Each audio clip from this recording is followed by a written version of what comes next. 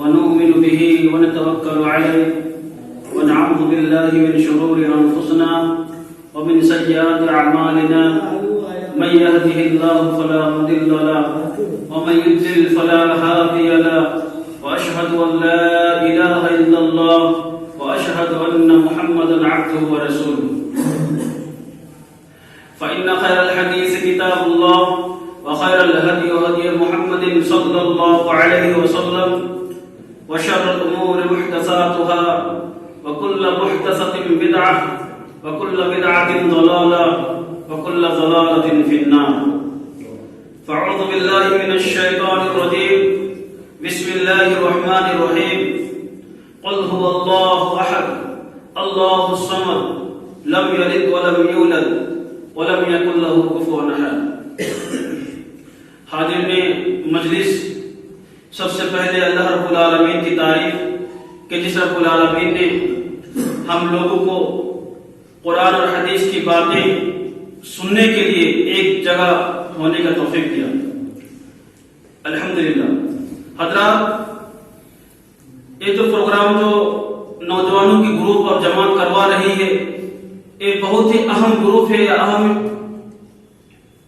کیونکہ کسی بھی قوم کا نوجوان اگر جاگ جاتا ہے تو پھر اس قوم میں ترقی قدم چومتی ہے.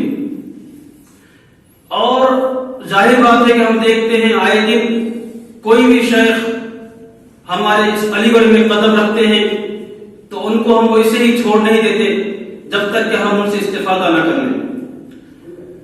جب ہم نے شیخ کمال الدین صاحب کو دیکھا تو سب لوگ خوشی سے جھوم اٹھے کہ واقعی آج پھر وہی پروگرام جو اس سے پہلے ہوا ہے شیخ کے ذریعے پھر آج ہم کروائیں گے اور ہم اس سے استفادہ کریں گے.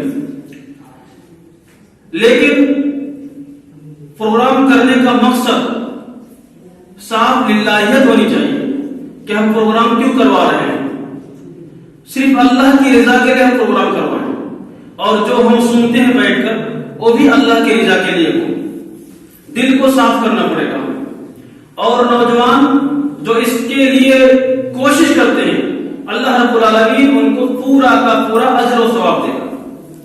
اللہ تعالی اللہ کے رسول فرماتے ہیں سبعۃ یظلھم اللہ فی ظلہ یوم لا ظل الا ظلہ امام عادل وشاب نشا فی عبادۃ ربہ.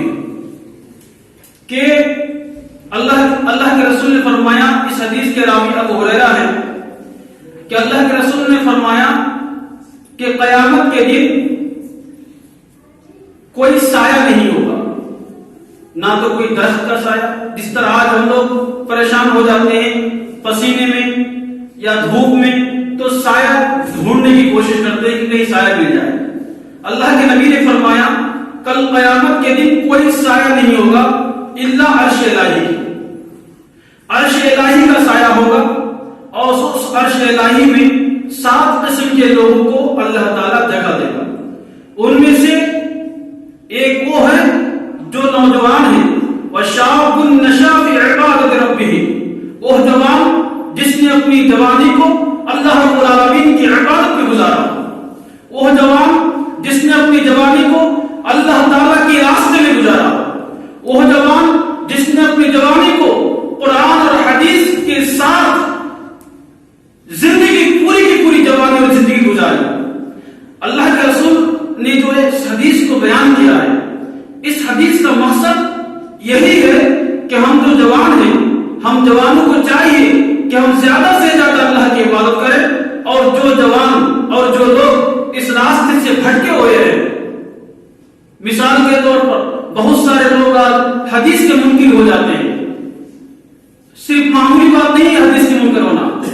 مسجد کے متولی، جو مسجد کے متولی ہوں اور وہ بھی اہل حدیث مسجد کے متولی اور وہ حدیث کے منکر ہو جائیں، یہ معمولی بات نہیں ہے، اللہ بہت بڑی بات ہے. تو اس میں ہم جوانوں کو ثابت کرنا ہے، بتانا ہے کہ حقیقت کیا ہے، قرآن کیا ہے، حدیث کیا ہے. تو یہ ہماری ذمہ داری ہے. اور آج جو ہمارے نوجوان حضرات بھائی جو کام کروا رہے ہیں اور جو لگے ہوئے ہیں کہ پروگرام ہوتا رہے اور اس میں ہم قرآن اور حدیث کے مطابق زندگی گزارنے کا ہمیں ایک آئیڈیا مل جائے رسول سے، حدیث سے، تو آج ہمارے دو شیخ ہیں یہاں جن کے پروگرام میں ہم شامل ہوئے ہیں، اور انشاءاللہ ان کی گفتگو سے ہم استفادہ کریں گے۔ شیخ کمال الدین ثنابیلی صاحب، آپ حضرات بخوبی جانتے ہیں ان کو، شیخ کمال الدین ثنابیلی حفظہ اللہ، ان کا ٹاپک ہے جشن میلاد کی شرعی حیثیت۔ جشن میلاد یعنی میلاد النبی صلی اللہ علیہ وسلم، اللہ کے رسول کے جو میلاد کا جو جشن مناتے ہیں اس کی شرعی حیثیت کیا ہے، تو اس ٹاپک پر آپ ابھی سماعت فرمائیں گے جناب شیخ کمال الدین ثنابیلی حفظہ اللہ سے۔ شیخ سے درخواست ہے کہ شیخ تشریف لائیں اور آپ حضرات کے سامنے اپنی شیریں بیان سے قرآن و حدیث کی دلیل کے ساتھ اس بات کو سمجھائیں کہ اللہ کے رسول کی جو میلاد ہے یہ منانا کیسا ہے۔ شیخ اسٹیج پر۔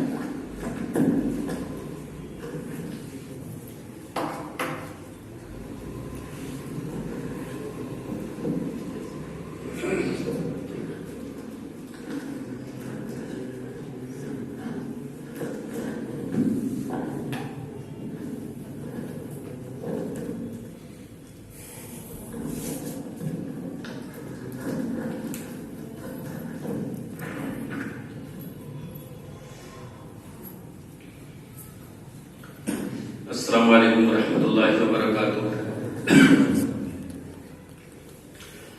ان الحمد للہ نحمده ونستعینه ونستغفره ونؤمن به ونتوکل علیہ ونعوذ باللہ من شرور انفسنا ومن سیئات اعمالنا، من يهده الله فلا مضل له ومن يضلله فلا هادی له، واشهد ان لا اله الا الله واشهد ان محمدا عبده ورسوله، اما بعد فاعوذ باللہ من الشیطان الرجیم، بسم اللہ الرحمن الرحیم، اليوم اکملت لکم دینکم واتممت علیکم نعمتی ورضیت لکم الاسلام دینا۔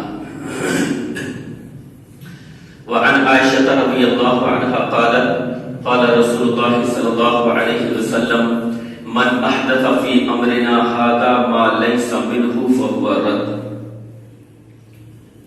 تمام قسم کی تعریفیں اللہ رب العالمین کے لیے ہیں، اور انگنت بے انتہا بے شمار درود و سلام نازل ہو سید المرسلین رحمت للعالمین جناب محمد رسول اللہ صلی اللہ علیہ وسلم پر۔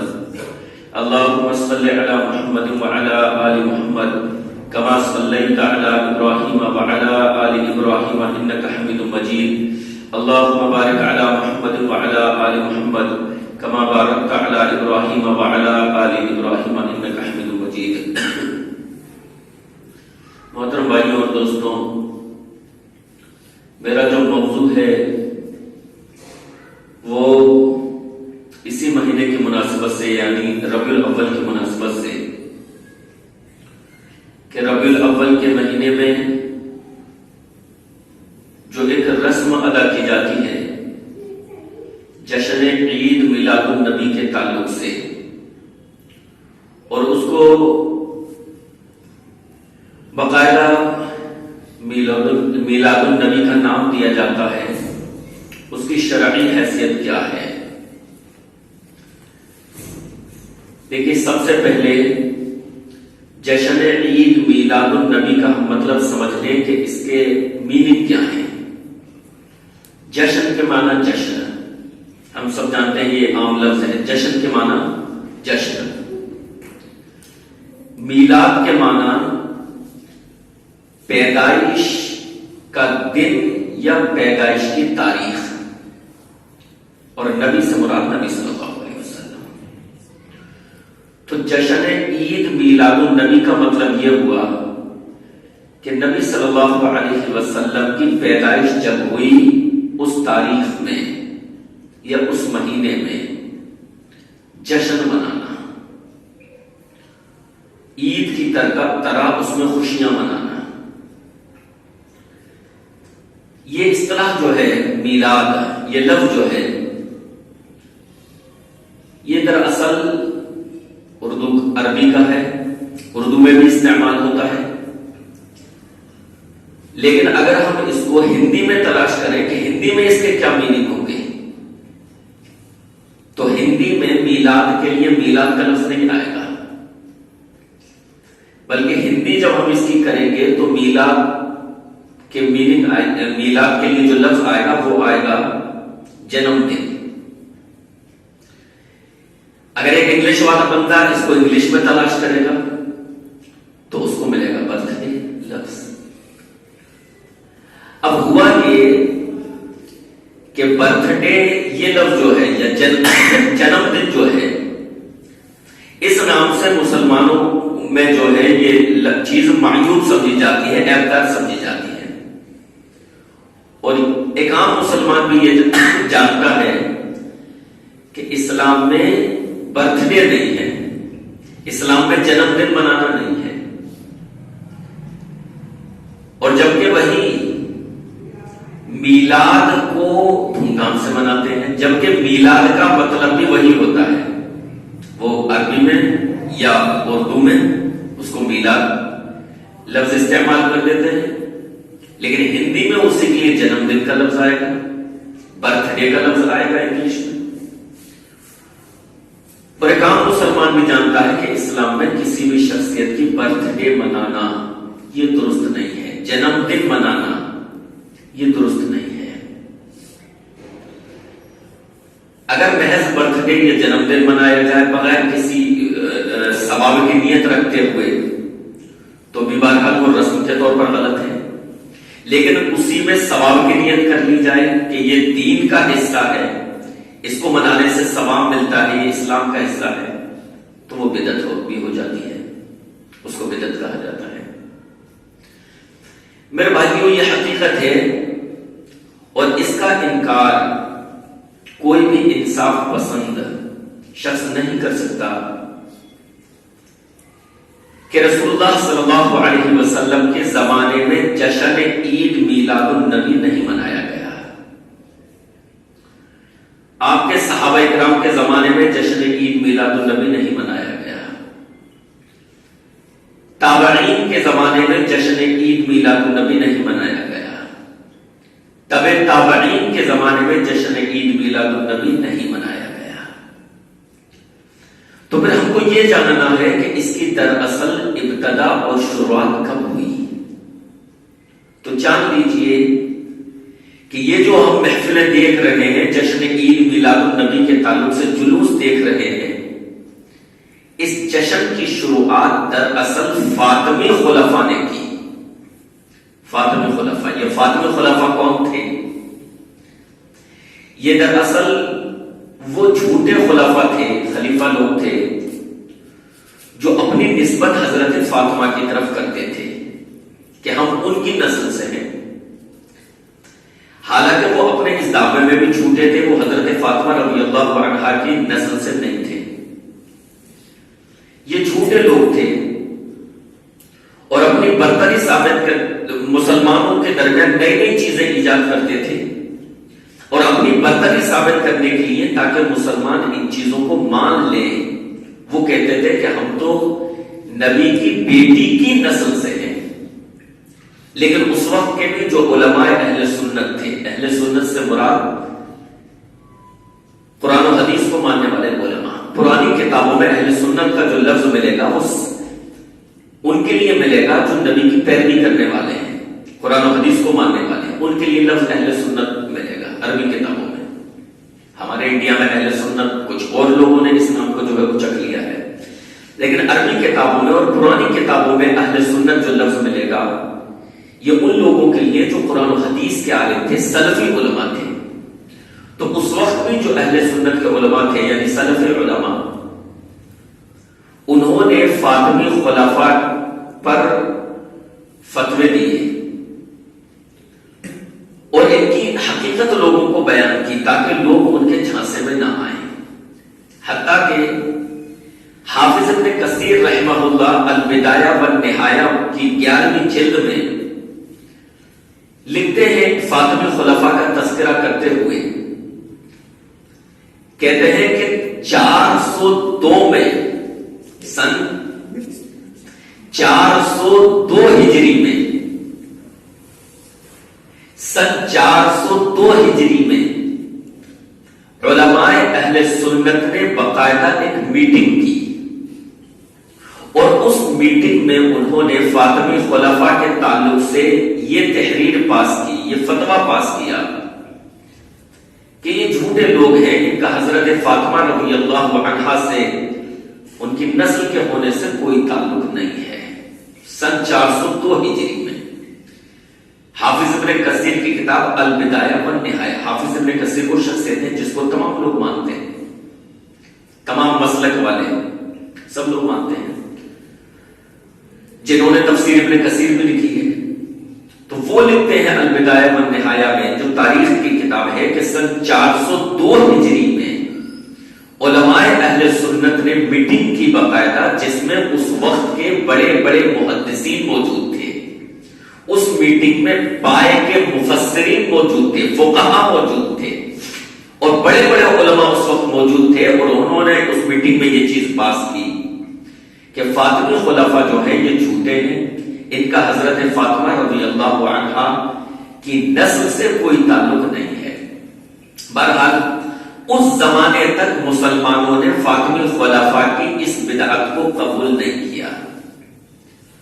مسلمانوں میں اس چیز نے جو رواج پایا وہ 4 صدی ہجری کے بعد تقریباً ایک شخص تھا عمر بن محمد، ایک مجہول شخص جس کے حالات بھی بہت زیادہ مذکور نہیں ہیں۔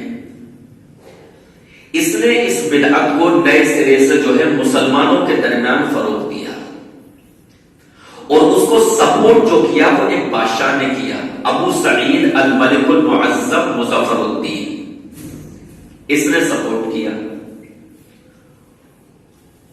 اور ان کی سپورٹ میں کتاب ایک لکھا گیا ہے، کتاب لکھی گئی، سب سے پہلی کتاب اس موضوع پر ابو الخطاب ابن دہیہ نے کتاب لکھی اس کے جواز میں، اس موضوع پر، اس کے جواز میں، عید میلاد النبی کے جشن کے جواز میں سب سے پہلی کتاب۔ اب یہ 3 ایک ساتھ مل گئے، کون کون؟ عمر بن محمد، ایک مجہول بددماغ شخص، ابو سعید مظفر الدین بادشاہ، اور ایک کتاب تحریری طور پر ان کو سپورٹ کرنے والا۔ تو ایک شخص نے تحریر سے سپورٹ کیا، ایک نے اپنی زبان سے سپورٹ کیا، اور تیسرا جو بادشاہ تھا اس نے اپنے مال کے ذریعے، اپنے اقتدار کے ذریعے اس بدعت کو سپورٹ کیا۔ جب ایسی سپورٹ، یعنی 3 طرف سے یہ سپورٹ مل جائے، تحریری بھی اور زبان سے بھی اور ایک فضول خرچ بادشاہ کی طرف سے بھی، تو پھر ایسے لوگ جو پیٹ پرست تھے وہ لوگ اس بدعت سے جڑتے چلے گئے۔ لہذا یہ بادشاہ جو تھا یہ ربیع الاول کے مہینے میں بکروں کو کٹوانے کا اہتمام کرتا، صوفیوں کو جمع کرتا، اور جشن عید میلاد النبی کو دھوم دھام سے منایا کرتا تھا، دھوم دھام سے منایا کرتا تھا۔ اچھا، یہ شخص کیسا تھا جس نے تحریری طور پر سپورٹ کیا تھا؟ حافظ ابن حجر اس کے بارے میں لکھتے ہیں لسان المیزان میں، ابن دہیہ جس نے پہلا کتابچہ لکھا اس کے جواز کے بارے میں، کہتے ہیں یہ شخص محدثین کی شان میں، فقہاء کی شان میں گستاخی کرنے والا تھا، یہ علماء کی قدر نہیں کرتا تھا، محدثین کا احترام نہیں کرتا تھا، اس زمانے کے جو ذی علم جو شخصیات تھی ان کا احترام نہیں کرتا تھا، یہ بددماغ شخص تھا۔ اور علامہ سیوطی رحمہ اللہ لکھتے ہیں، کہتے ہیں کہ یہ ایسا شخص تھا کہ یہ اپنی طرف سے پہلے کوئی فتویٰ دے دیتا، اپنی طرف سے ایک چیز کو ایجاد کر کے کوئی چیز بتا دیتا کہ ایسا ہے، پھر اس کے لیے دلیل تلاش کرتا۔ اچھا دیکھیے، یہ مزاج جو ہے کہ پہلے ایک چیز کو شروع کر دینا یا فتویٰ دے دینا پھر دلیل تلاش کرنا، یہ مزاج ہی خطرناک ہے، یہ مزاج ہی قرآن و حدیث کی پیروی کرنے والے جو لوگ ہوتے ہیں وہ دلیل ان کے سامنے پہلے ہوتی ہے، پھر اس کی بنیاد پر عمل کرتے ہیں۔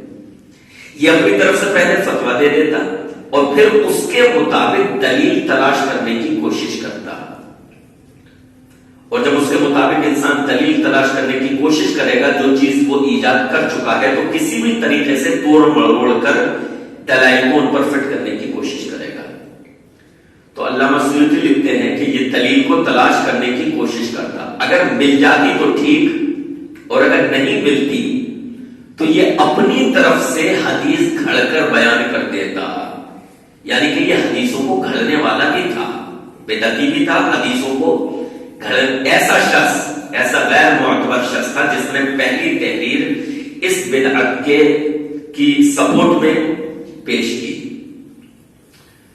اچھا, تو یہ چیز ثابت ہو گئی کہ مسلمانوں کے درمیان یہ بدعت جو رائج ہوئی یہ تقریباً 4 صدی ہجری کے بعد رائج ہوئی ہے. اب جب یہ مسلمانوں میں پھیل گئی اور ہمارے ملک میں بھی آ گئی تو جب لوگوں سے دلائل طلب کیے گئے کہ بھائی تم لوگ جشن عید میلاد النبی کیوں مناتے ہو, تو انہوں نے محنت کر کے کوشش کر کے چند دلائل کو جمع کیا, اور وہ دلائل تو ہو نہیں سکتے تھے. بہرحال انہوں نے کسی طریقے سے اس مسئلے کو وہاں سے نکالنے کی کوشش کی. آئیے وہ دلائل میں آپ کے سامنے پیش کر دوں تاکہ شبہات کا ازالہ ہو جائے کہ جشن عید میلاد النبی کے تعلق سے کون کون سی دلیلیں پیش کی جاتی ہیں. نمبر 1, ایک شبہ یہ پیش کیا گیا کہ اللہ تعالیٰ ارشاد فرماتا ہے قرآن مجید میں, قُلْ بِفَضْلِ اللَّهِ وَبِرَحْمَتِهِ فَبِذَلِكَ فَلْيَفْرَحُوا. اے نبی ان سے کہہ دو, قُلْ بِفَضْلِ اللَّهِ وَبِرَحْمَتِهِ, ان سے کہہ دو کہ اللہ کے فضل اور اس کی رحمت پر کے ساتھ تو ان کو خوش ہونا چاہیے.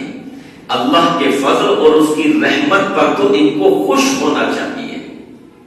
اب یہ کہتے ہیں کہ دیکھیے اللہ کی رحمت اور اللہ کے فضل پر خوش ہونے کے بارے میں اللہ نے کہا, اور پیارے نبی علیہ الصلوۃ والسلام تو اللہ کی رحمت ہے, حتیٰ کہ آپ کو رحمت للعالمین کہا گیا. تو آپ کی آمد پر خوش کیوں نہ ہوا جائے. میرے بھائیوں, اس آیت میں جشن عید میلاد النبی کی کوئی دلیل نہیں ہے. نمبر 1, آیت میں آپ علیہ الصلوۃ والسلام کی ولادت کا تذکرہ نہیں ہے, ولادت پر جشن منانے کا تذکرہ نہیں ہے. نمبر 2, اللہ کے فضل اور اللہ کی رحمت سے مراد آیت میں پہلی بات تو عمومی الفاظ ہیں, لیکن خصوصاً یعنی اللہ کی تمام فضل اور تمام نعمتیں مراد ہیں, لیکن خصوصی طور پر قرآن, حدیث اور ہدایت جو ملی ہے اللہ کی طرف سے, یہ ہدایت مراد ہے. یعنی اللہ نے اہل ایمان کو جو ہدایت عطا فرمائی, جو اسلام کی نعمت عطا فرمائی, قرآن و سنت کی شکل میں ان کو اللہ نے جو نعمت اور اپنا فضل ان کو دیا وہ مراد ہے.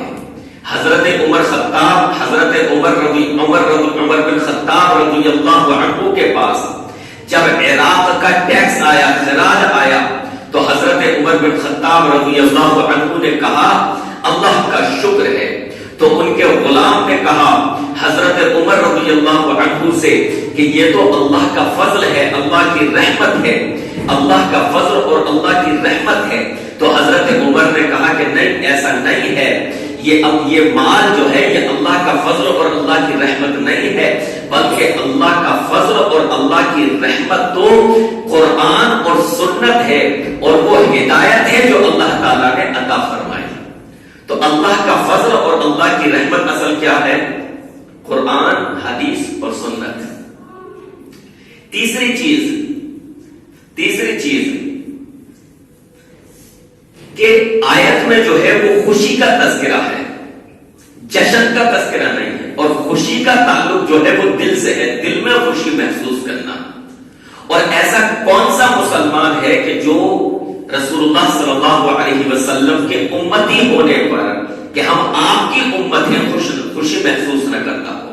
الحمدللہ ہم تمام کو خوشی ہے, فرحت محسوس ہوتی ہے. ہم اپنے دلوں میں جو خوشی محسوس کرتے ہیں کہ اللہ تعالیٰ نے ہمیں آخری رسول جناب محمد رسول اللہ صلی اللہ علیہ وسلم کی امت میں پیدا فرمایا. ہمارا نبی ہمارے حوصلدار ہیں، تو یہ فطری خوشی جو ہے ہر مومن کو ہوتی ہے، ہر مسلمان کو ہوتی ہے۔ لیکن میرے بھائیوں، خوشی الگ، دل میں خوشی کا محسوس کرنا الگ چیز ہے اور جشن منانا الگ چیز ہے۔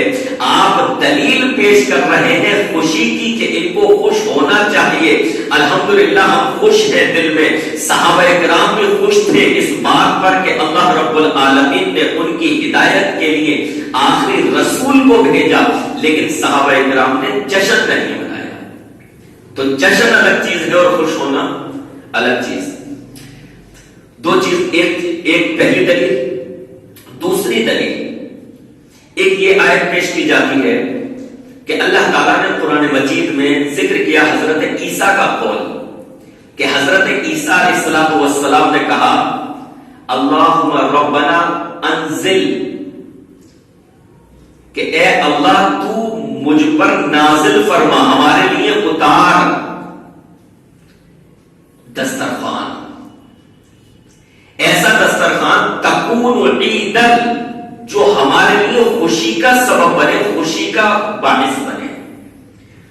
تو کہتے ہیں کہ دیکھیے دسترخوان کے نزول پر، اترنے پر، جو بنی اسرائیل کے لیے آتا تھا اللہ کی طرف سے کھانے کی چیز، اس پر جب حضرت عیسیٰ نے کہا کہ یہ ہمارے لیے عید ہو، خوشی کا باعث، تو پھر نبی علیہ الرحمہ کی آمد پر ہم خوشی کیوں نہ منائیں؟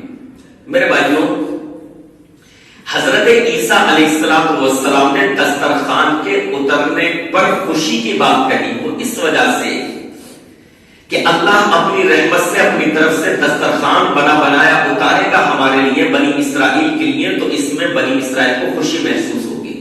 لیکن حضرت عیسیٰ نے جشن کی بات نہیں کی تھی کہ اس پر ہم جشن منائیں گے۔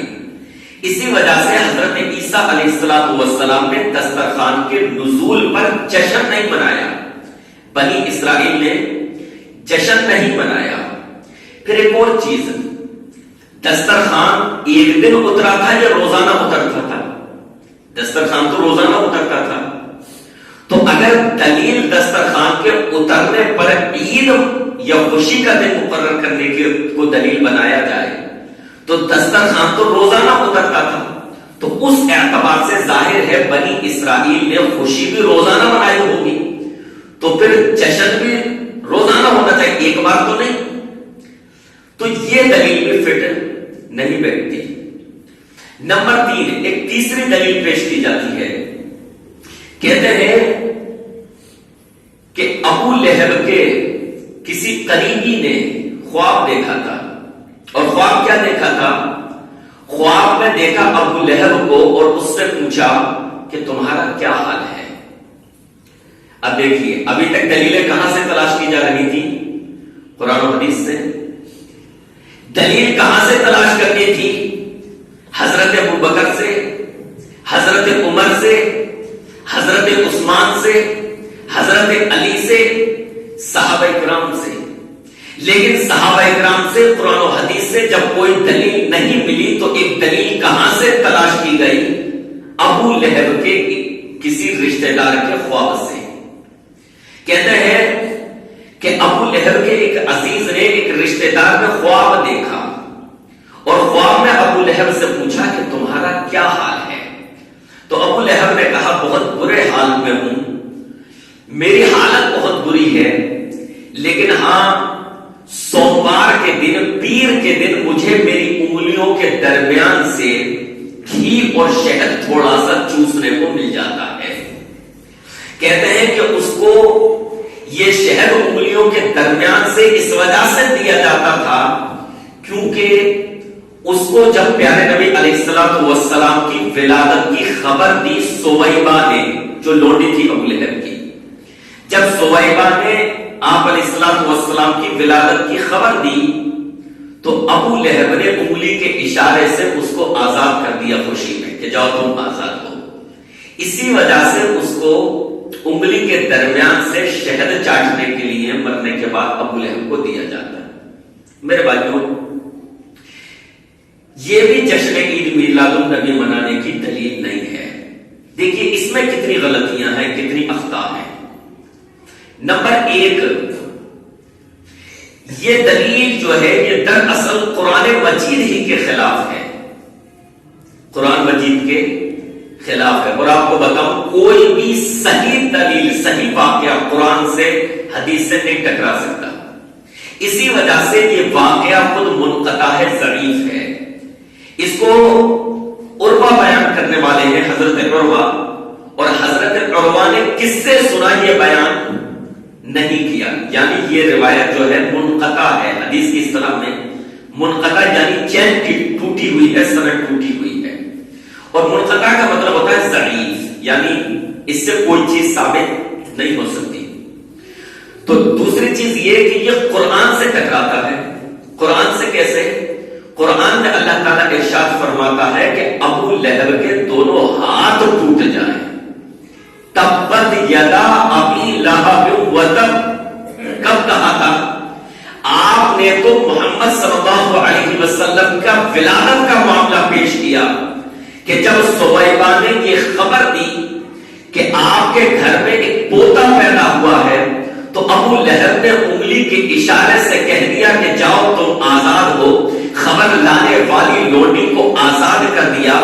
میرے بھائیوں، لیکن جب یہی پوتا بڑا ہو، یہی بھتیجا بڑا ہوتا ہے، بھتیجے کی خبر دی تھی، یہی بھتیجا بڑا ہوتا ہے اور نبوت کا اظہار کرتا ہے، اور جب اعلان کرتے ہیں توحید کا، تو ابو لہب کہتا ہے تبًا لک الہٰذا اجمعنا یا محمد، اے محمد نعوذ باللہ تم برباد ہو جاؤ، تو کیا تم نے اسی لیے ہمیں یہاں جمع کیا تھا؟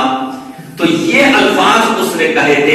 اللہ تعالیٰ نے جواب میں فرمایا تھا ابو لہب کے دونوں ہاتھ ٹوٹ جائیں، اور اس کے دونوں ہاتھ برباد ہو گئے، وہ خود برباد ہو گیا، اس کے دونوں ہاتھ برباد ہو گئے۔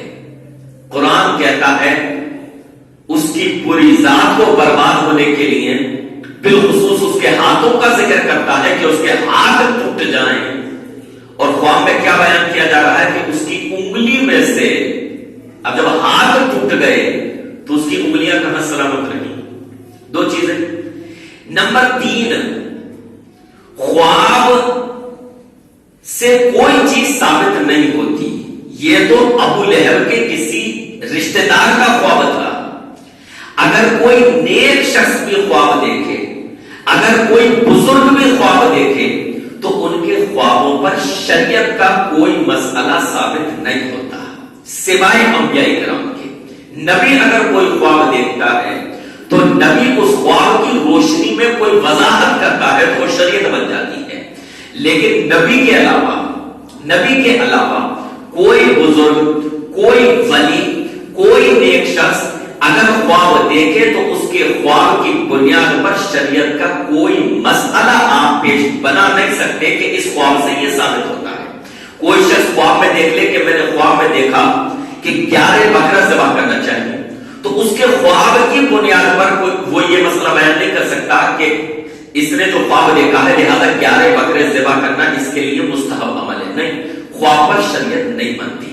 تو نیک لوگوں کے خواب جب شریعت نہیں ہوتے تو ابو لہب کا کوئی مجہول رشتہ دار خواب دیکھے اس پر کوئی شریعت بنائے اور اس کو دلیل بنا کر جشن عید میلاد النبی منائے، تو یہ میرے بھائیوں اس کی سراسر جو ہے دھوکہ نہیں ہے، دھوکہ دینا ہے۔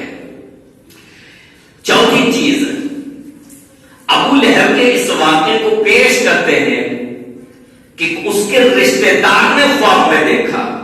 میرے بھائیوں، ابو لہب نے اپنی لونڈی کو جو آزاد کیا تھا سویبہ کو، وہ بھی دراصل آپ علیہ السلام کی ولادت کے وقت آزاد نہیں کیا تھا۔ یعنی تاریخی طور پر بھی یہ خواب جو ہے ٹکرا رہا ہے۔ آپ کی ولادت پر خوش نہیں کیا، آزاد نہیں کیا تھا، بلکہ حافظ ابن عبد البر لکھتے ہیں کہ وَعَقَبَهَا مَا هَاجَرَ النَّبِيُّ صلی اللہ علیہ وسلم، یعنی ابو لہب نے اپنی لونڈی سویبہ کو نبی علیہ السلام کی ہجرت کے بعد آزاد کیا تھا، یعنی آپ کی ولادت کے تقریباً 50 سال کے بعد۔ نبوت 40 سال کے عرصے میں ملی، 13 سال آپ مکہ میں رہے، تو تقریباً 50-53 سال کے بعد ابو سویبہ کو آزاد کیا تھا. 4 چیزیں.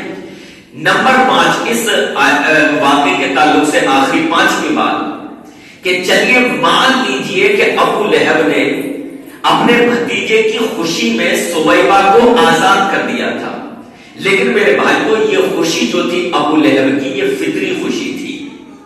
یہ خوشی ابو لہب کی ایسی فطری خوشی تھی کہ جو خوشی ہر چچا کو اپنے بھتیجے کی پیدائش پر ہوتی ہے، باپ کو اپنے بیٹے یا بیٹی کی پیدائش پر ہوتی ہے، وہ جو فطری خوشی ہوتی ہے وہ ابو لہب کو بھی ہوئی تھی.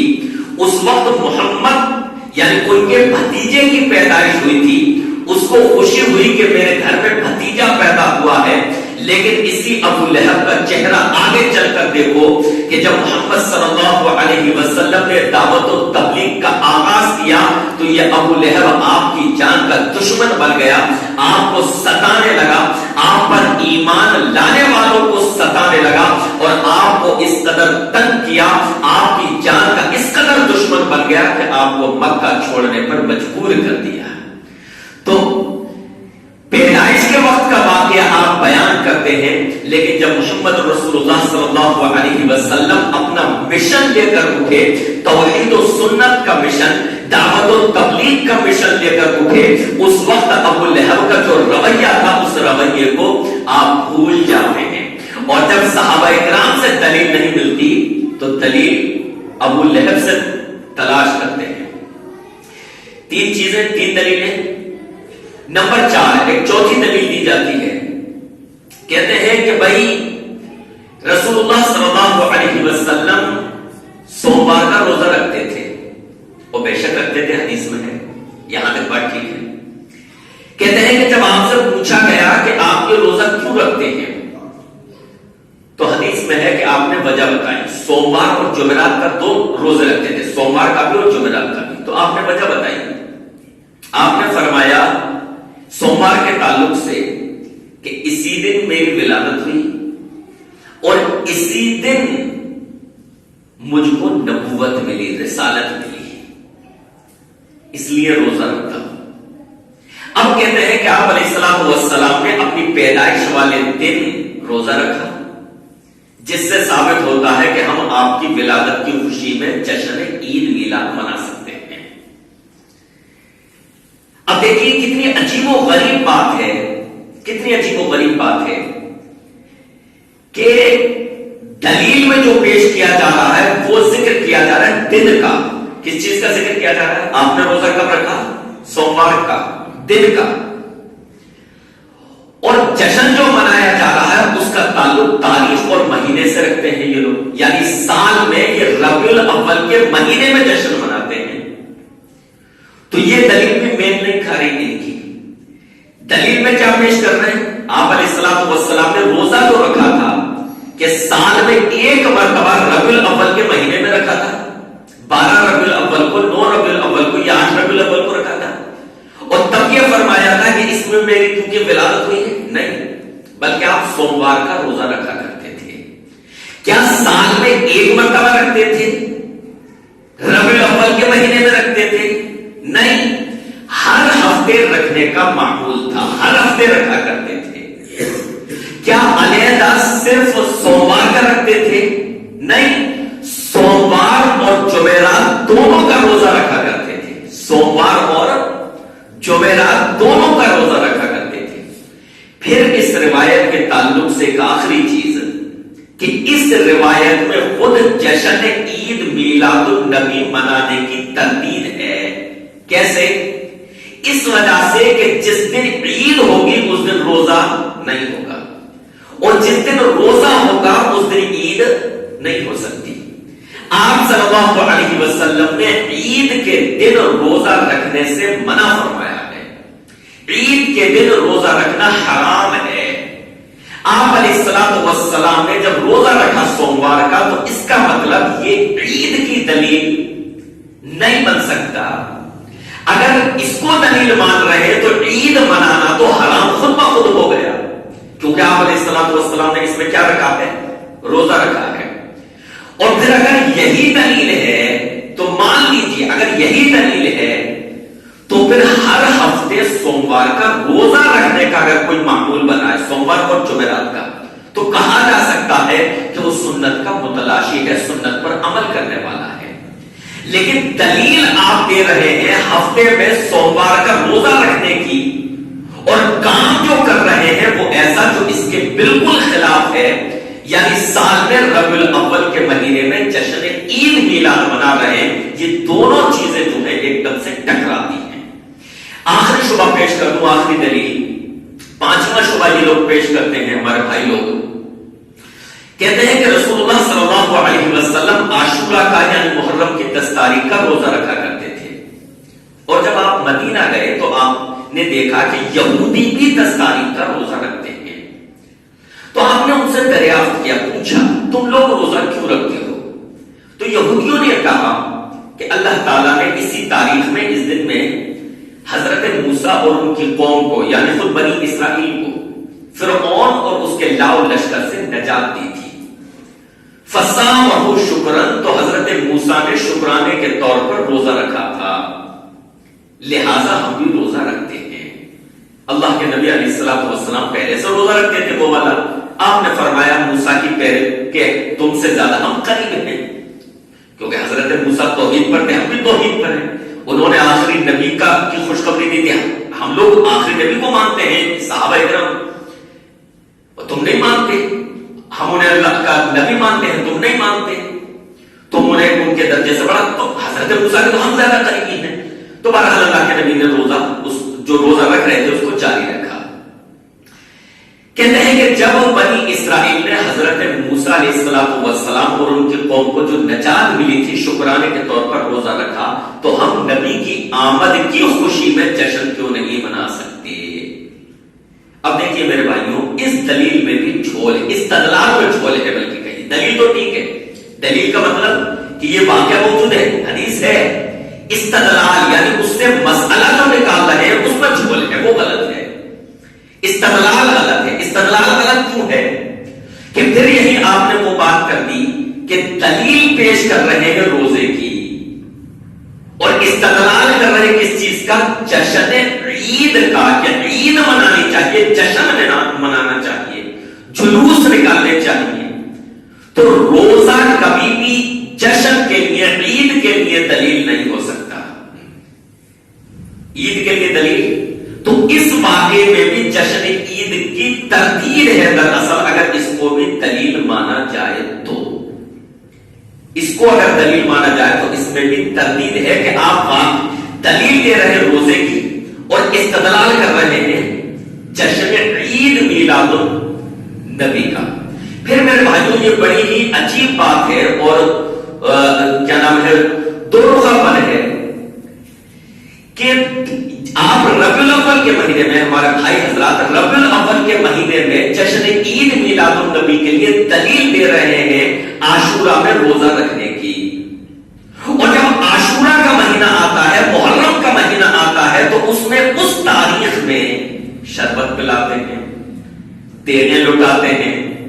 یعنی کتنی عجیب و غریب بات ہے کہ محرم کے مہینے میں اس روایت کو، اس حدیث کو بالکل بھول جاتے ہیں۔ ہم سناتے ہیں کہ ماتم مت کرو، سینہ مت پیٹو، مرثیہ مت پڑھو، جلوس مت نکالو، تعزیہ داری مت کرو۔ نبی علیہ الصلوۃ والسلام کی سنت یہ ہے کہ عاشورہ میں روزہ رکھا جائے۔ ہم محرم کے مہینے میں یاد دلاتے ہیں، یہ نہیں مانتے۔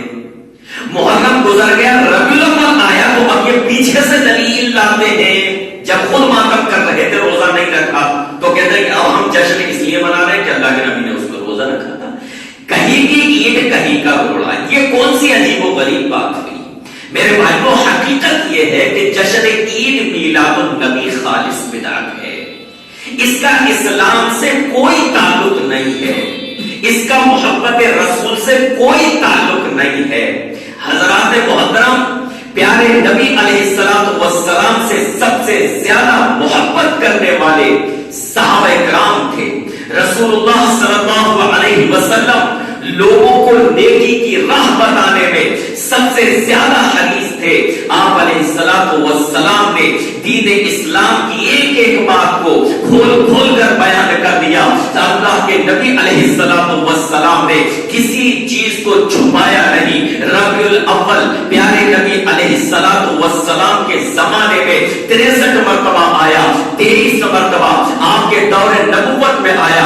मक्का में 12 रबीउल अव्वल, 9 रबीउल अव्वल, 8 रबीउल अव्वल यानी रबीउल अव्वल का महीना मक्का में दौरे नबुव्वत में 13 मरतबा आया। लेकिन अल्लाह के नबी अलैहिस्सलातु वस्सलाम ने कभी एक साल भी जश्न ईद मिलादुन नबी नहीं मनाया। कोई कह सकता है मक्के में ऐसे हालात नहीं थे कि जश्न मनाया जाए, मक्के में ऐसे हालात नहीं थे कि मुसलमान बाहर निकलकर खुशियां मनाए। लेकिन नबी अलैहिर्रहमान ने सहाबा इकराम के साथ मदीना हिजरत फरमाई। मदीना में माहौल साजगार था, अमन और सुकून था, और मदीना में प्यारे नबी अलैहिस्सलातु वस्सलाम ने 10 साल का अरसा गुजारा। लेकिन मदीना में 10 साल के अरसे में कभी एक मरतबा भी आपने जश्न ईद मिलादुन नबी नहीं मनाया। नबी का दौर खत्म होता है, नबी अलैहिर्रहमा की वफात हो जाती है। हजरत अबू बकर सिद्दीक रज़ियल्लाहु अन्हु का दौरे खिलाफत आता है। हजरत अबू बकर तकरीबन 2-2.5 साल अरसा खलीफा रहते हैं, लेकिन कभी एक मरतबा भी आपने जश्न ईद मिलादुन नबी मनाने का हुक्म नहीं दिया। हजरत उमर रज़ियल्लाहु अन्हु का दौरे खिलाफत आता है, तकरीबन 10-11 साल आप खलीफा रहते हैं, लेकिन कभी एक मरतबा जश्न ईद मिलादुन नबी मनाने का हुक्म नहीं दिया। आप सहाबा इकराम की तारीख पढ़ जाएं, सीरत नबी के बाद सीरत सहाबा की फर्क गर्दानी पर करें, एक सफा पढ़ें, आपको किसी एक जगह भी नहीं मिलेगा कि सहाबा इकराम ने अपनी पूरी जिंदगी में कभी एक मरतबा, सिर्फ एक मरतबा रबीउल अव्वल में जश्न ईद मिलादुन नबी के नाम पर मदीने की गलियों में जुलूस निकाला हो, हाय हल्ला किया हो, अपने घरों पर झंडे लगाए हो, और जो गा कर इज्तिमाई शक्ल में नाते पड़ी हो और उसको जश्न ईद मिलादुन नबी का नाम दिया हो। कभी एक मरतबा का वाक़या नहीं मिलेगा। क्या वजह है? क्या हम नबी से, क्या ये लोग नबी से सहाबा इकराम से ज्यादा मोहब्बत करने वाले थे? हरगिज़ नहीं। सहाबा इकराम में नबी से जो मोहब्बत थी, ऐसी मोहब्बत कयामत तक कोई नहीं कर सकता। सहाबा इकराम का ये आलम था। एक वाक़या आपके सामने रखूं कि सहाबा को नबी से कैसी मोहब्बत थी। अरे सहाबा को नबी से कैसी मोहब्बत थी। एक शख्स आते हैं अल्लाह के नबी अलैहिस्सलातु वस्सलाम की खिदमत में और आकर अर्ज करते हैं, ए अल्लाह के रसूल सल्लल्लाहु अलैहि वसल्लम, मैं अपने घर वालों में होता हूं, बीवी बच्चों में होता हूं, आपका ख्याल आता है तो बेचैन हो जाता हूं, आपकी खिदमत में आता हूं, आपके रूए अनवर पर निगाह पड़ती है, आपसे मुलाकात होती है, सुकून मिल जाता है। ऐसी मोहब्बत हमें कहां सुकून मिलता है? बीवी बच्चे, घर वाले, माँ बाप, ये वो है जहां इंसान को सुकून मिलता है। साहबे रसूल की मोहब्बत देखो, कहते हैं बीवी बच्चों में होता हूं, आपका ख्याल आता है, बेचैन हो जाता हूं, आपकी खिदमत में आता हूं, आपसे मुलाकात होती है, सुकून मिल जाता है। लेकिन मेरे दिल में एक ख्याल आता है कि एक दिन मुझे भी मरना है और एक दिन वफात आपकी भी होनी है। आप सय्यदुल अंबिया हैं, सय्यदुल रसूल हैं, आपका मकाम और मर्तबा ऊंचा है, आप जन्नत में आला दर्जात में होंगे। और ए नबी, अगर मैं जन्नत में गया भी आपके दर्जे को तो नहीं पहुंच सकता। अगर वहां मुलाकात आपसे न हुई तो क्या होगा मेरा? दुनिया में आपसे मुलाकात किए बगैर नहीं रह सकता। जन्नत में अगर आपसे मुलाकात न हुई तो फिर मेरा क्या होगा? ये ख्याल आता है, दिल बेचैन हो जाता है, दिल परेशान हो जाता है। अल्लाह अकबर। सहाबा को नबी से ऐसी मोहब्बत थी, ऐसी मोहब्बत थी कि नबी का दीदार करते तो उन्हें सुकून मिला करता था। नबी अलैहिर्रहमा खामोश रहे, गालिबन वही इलाही का इंतजार कर रहे थे। उधर अल्लाह ताला ने अर्श से मुहिब्बे रसूल के लिए वही नाज़िल फरमाई, वमन युतिइल्लाह व रसूला फउलाइका मअन नबिय्यिना अनअमल्लाहु फउलाइका मअन लदीना अनअमल्लाहु अलैहिम मिनन नबिय्यिना वस्सिद्दीकीना वश्शुहदाई वस्सालिहीन वहसुन उलाइका रफीका। जो लोग अल्लाह की इताअत करते हैं, रसूल की इताअत करते हैं, वो उन लोगों لوگوں کے ساتھ ہوں گے جن پر اللہ نے انعام فرمایا ہے، یعنی نبیوں کے ساتھ ہوں گے، صدیقین کے ساتھ ہوں گے، شہداء کے ساتھ ہوں گے، صالحین کے ساتھ ہوں گے۔ یہ بہترین رفقا ہیں، یہ بہترین ساتھی ہیں۔ اللہ نے تسلی دی، رسول سے محبت ہے، غم مت کرو، تم رسول کی اطاعت کرنے والے ہو تو جنت میں نبی کا تمہیں ساتھ نصیب ہوگا۔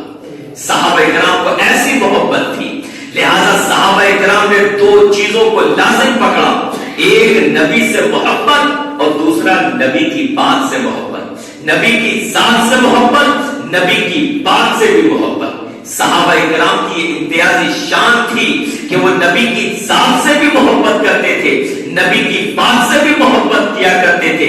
آج کے لوگوں کا حال یہ ہے، وہ نبی کی محبت میں جھنڈے تو بلند کرتے ہیں، نعرے تو لگاتے ہیں، لیکن نبی کی بات سے محبت نہیں کرتے، نبی کی بات سے محبت نہیں کرتے۔ میرے بھائیوں، جشن عید میلاد النبی کی کوئی دلیل نہیں ہے۔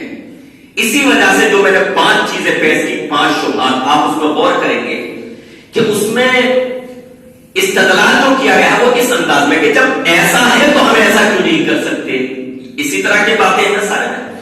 جب ایسا ہے تو ہم ایسا کیوں نہیں کر سکتے، جب حضرت عیسیٰ نے یہ کہا تو ہم جشن کیوں نہیں منا سکتے، نبی نے روزہ رکھا تو ہم جشن کیوں نہیں منا سکتے۔